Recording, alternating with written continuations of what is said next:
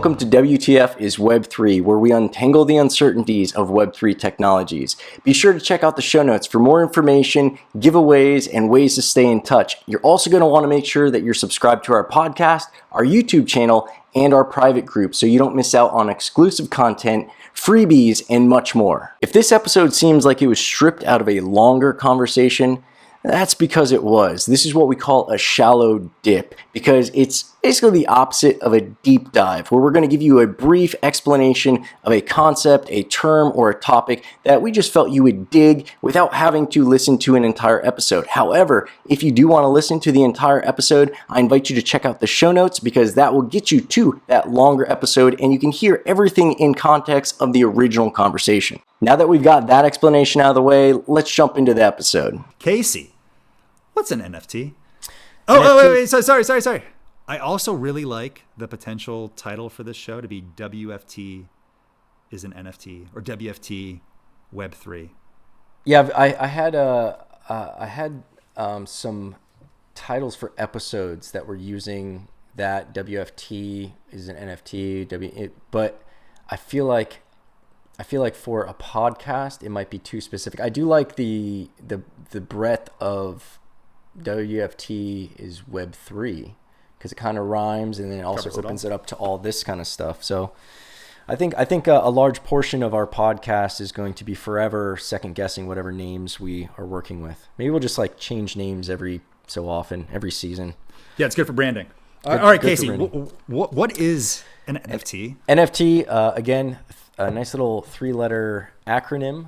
Or is it an abbreviation? Is it an acronym? What is it when it's letters that mean that are pronounced as a word? That's an acronym. An abbreviation is just the letters. So it's an abbreviation. It stands for non-fungible token. So again, based on blockchain, the way I look at it is NFT starts merging where cryptocurrency merged currency and the blockchain.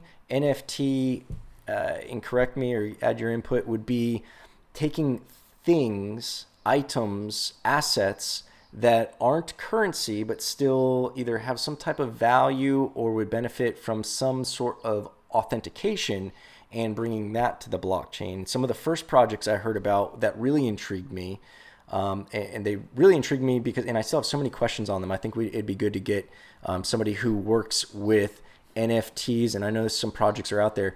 They have NFTs that validate the authenticity of memorabilia, sports memorabilia, collectibles, autograph things, as well as vintage wines and stuff like that. And I thought that was very intriguing because you're taking this intangible, very tech thing that's very new, and then the very subjective, very tangible, and very old industry or arena of collectibles, be it wine and like I said, sports memorabilia and those type of things. And it's a way to validate. But then people obviously know NFTs now. The most popular thought when you mention NFT is going to be a JPEG, a very simple image that's going for squillions of dollars.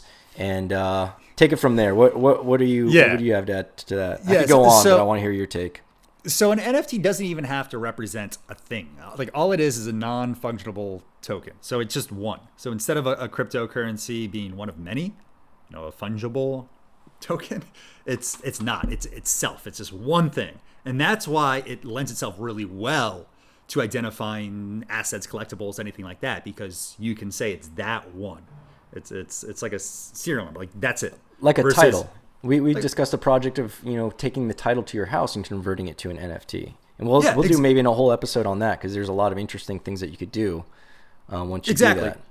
It's an individual identifier, like a social security number, like a title. Like it's just something that makes sure that this is one thing by itself, and it uses the blockchain technology to verify that, which is the beauty of it, because it can't be counterfeit, it can't be corrupted. You have one thing only, and forever that that's that one thing. No one else can say, no, I have the real thing. And that's why it's a JPEG and everyone's like, you can just right click it. And you're not getting it for the photo. Like no one really cares about the photo. You're getting it because of the scarcity. Gold shiny, you can make false gold or fake gold, whatever it is, and make it shiny too, but it's not real gold. You're getting it Or because the it's Mona Lisa. Like there's plenty of posters of the Mona Lisa and digital images of the Mona Lisa and replicas, but the Mona Lisa that is hanging in the Louvre is at least we hope that's the one, that's the legit one. So there's a completely different spectrum of value across all those replicas versus the one, the original. So yeah, you could have a copy, a screenshot, a right click, save, but the ability to then verify that image on the blockchain and that it is registered as the legit thing, and it could be a one, but it could also be a limited supply. It could be one of 100, but knowing that there is only 100 of these images or only 1,000 of these images, they might all be identical. But there's a lot of artists like Kandinsky, and a lot of artists do multiple prints, so it's an identical image, but you'll see in the corner it'll be one of 100, one of 150, one of 1,000 or whatever, two of 1,000, three of 1,000. There's a limited amount, and it kind of, so it doesn't have to be completely unique, but there is a limited capacity of that asset. And again, I think the biggest differentiator between cryptocurrencies and NFTs is that it's something that would be, I think asset would be an encapsulating term. You think of a better term? Well, a better term. It's a collection. So I call them more collections because they don't necessarily have, an appreciation. They don't have a lot of the definitions of an asset. I mean, you can say an asset. I'm being a little hyper technical with this. A thing, like a better word than just a thing. Whereas cryptocurrency is the blockchain's relationship with money or currency.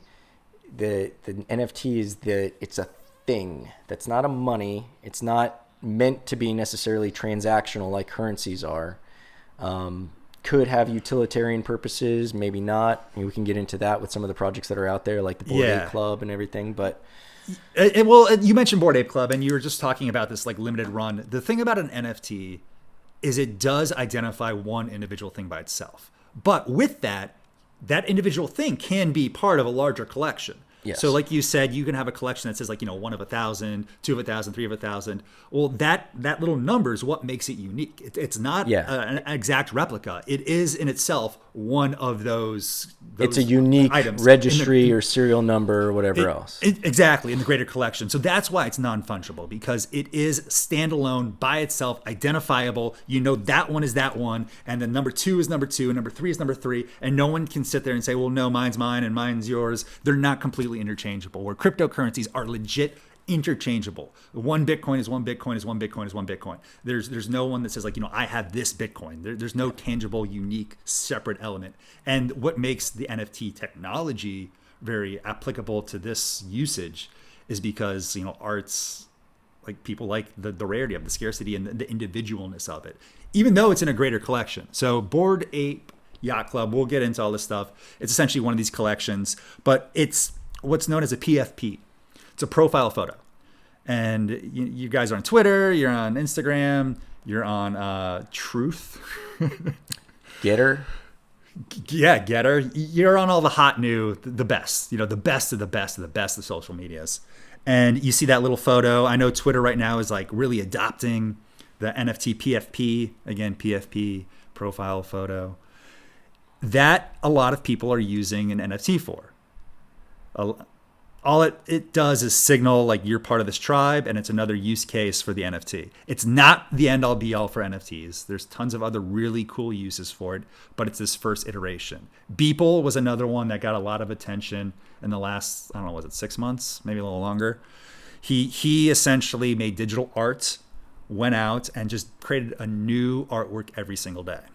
And once sort of this NFT technology became a thing, and we'll get into some of the cool specifics why it's really neat for artists, but also other uses. He adopted it. He put his art on it, and it represented then that artwork and the ownership of that individual artwork, and made huge news when he finished essentially like a year's worth of his work and sold it for, what was it, like $70 million? I think it was $69 million. Yeah, through, was it Christie's or Sotheby's? One of those really expensive auction one of the places. B's. And There's a great Joe Rogan episode. Joe Rogan had Beeple on. That's not his real name. That's his artist pseudonym or nom de plume. And I took French, and you're right. For years, he explained in the Joe Rogan episode that he started getting in, and this is not his artwork. He does a mixture of static images, but also some GIFs and video. But he does digital GIF. It's graphic. I don't care what it's a GIF. G stands for graphic. Why would it be GIF? That's a J sound. I don't care what it stands for. You don't have to pronounce it. Oh my God. Again, abbreviations. This is the or value. Acronyms. This is the value you get from these different perspectives. It was 5,000 days. Sorry. I just want to correct myself. It wasn't a year. It was his first 5,000 consecutive days of artwork. Yeah, and this guy would do literally, and you should look at this artwork that he did because it is very impressive that he would do this every single day and without fail. And he explained in the Joe Rogan episode that his cutoff was midnight. If it wasn't done by midnight, he just posted what was done. And he had a following already from his daily images that he was doing. Of course, it had to be midnight, like otherwise it'd be a new day. Yeah, exactly. But it was very interesting to hear the story and how he had the following, and then one of his followers said, "Hey, here's NFTs," and within 6 months of him going from not knowing what the hell an NFT was, within 6 months, he sold one of his works of art, which arguably was an amalgamation of 5,000 of his works of art. It's a derivative, yeah. For a hefty $69 million bid. And that made NFTs pop up on a lot of radars. Yeah. And that's like, I think what got a lot of people's attention and sort of outraged a lot of people too, because one, it's like digital art. There's tons of graphic designers out there that do amazing things that just put it out for free. Honestly, the stuff reminded me of like Trapper Keeper art. You remember when you have a Trapper Keeper? Yeah, and you have like the really folder? aggressive, abstract kind of. Yeah. And he even says that like the stuff that his art that he makes isn't from scratch. Like a lot of it, he uses pre-existing 3D models that people have put up on so he's making these 3D images, or it'll be, like I said before, a GIF, where it'll be a short video. He's done videos for music artists and things like that, where it's just crazy computer graphic kind of stuff. But he even says like a lot of it is something that somebody else did, and he's just combining, this digital baby body that someone already created and programmed, and it's got certain movements that it makes, and he could put those movements in a loop. So he's got this baby body walking, makes it a giant, puts it over a terrain that's already created by somebody else, or maybe he throws that together. He adds some things here and there. He's combining stuff, but that's what I don't know how to do it. So it's still very impressive to me, but what probably is a slap in the face of a lot of people who feel like they're these hardworking, legit artists and discredit, the digital artists, is like, he did combine a lot of pre-existing stuff. He bought the rights for it, so it's not copywriting or anything, but he bought these 3D models, combined the images, and still takes some creativity. Yeah. Some of that stuff is crazy, and I suggest you check out Beeple and his art. It is nuts. This is the debate over art, and I guess we can have that conversation. Obviously not now, but we can have it at some point.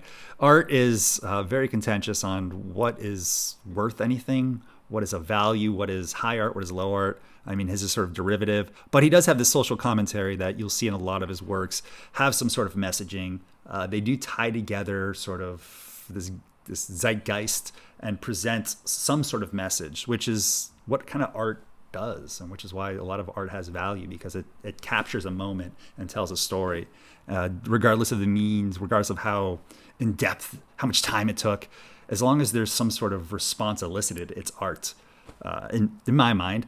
But that NFTs made such a great vehicle for that, and being an early adopter for something, you don't have to be the best at it. You don't even have to be the first ones, but you just have to be at the front of the wave so you can catch it, and you have to be able to just stand long enough in order to like actually ride the whole thing. And Beeple was one of the first people to really do that successfully. Got a lot of people's attention, made people kind of outraged that a JPEG could sell for that much. But JPEGs don't have to be the end all be all. And this is something we'll get into the NFTs, because they apply to so many different cool uses. All right, that is going to wrap it up for this shallow dip. But if you want more information and more conversation, I invite you to check out the episode notes and our channel, because not only can you listen to the entire conversation from which this clip was stripped, but there's also going to be more episodes that do a deeper dive on this specific topic. Thank you so much for tuning in. I want to make sure you don't forget to check out the information and the links in the show notes. Some of that stuff is going to get you into freebies and raffles and contests and all sorts of other promotions, but also we've got a private group dedicated to our listeners and our followers. We would love to see you there, love to see you collaborate, join, and get exclusive content that we are only distributing through these other means. Speaking of distributing through other means, I want to make sure that you're also subscribed to our podcast, our YouTube channel, and again, join that private group so you know everything that we know as soon as we know it.